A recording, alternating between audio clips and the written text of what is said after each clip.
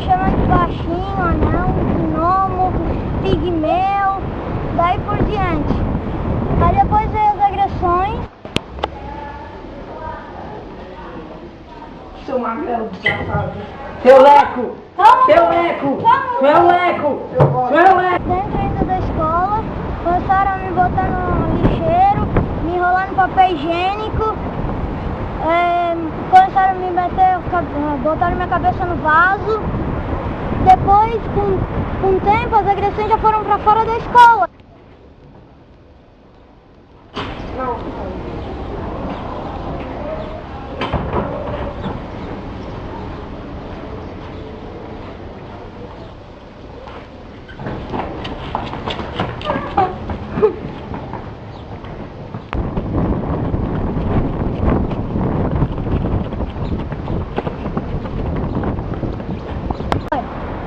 Com agressões, principalmente agora eu ainda tô com um hematoma de uma agressão.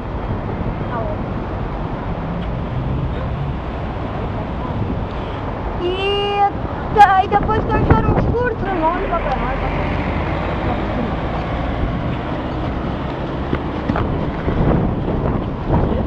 Minha mochila, porra!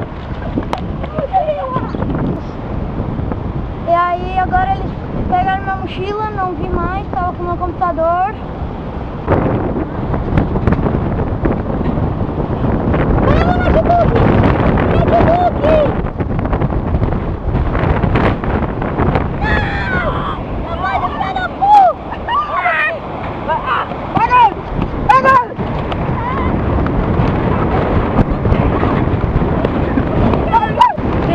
Seu merda! Pega! Seu merda! Seu merda! Mas começar a ver uma terapia, alguma coisa do tipo, Isso mesmo. um tratamento, alguma coisa assim,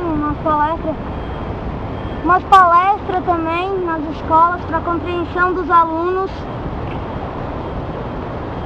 que também dava para conscientizar. Porra, não, Chile!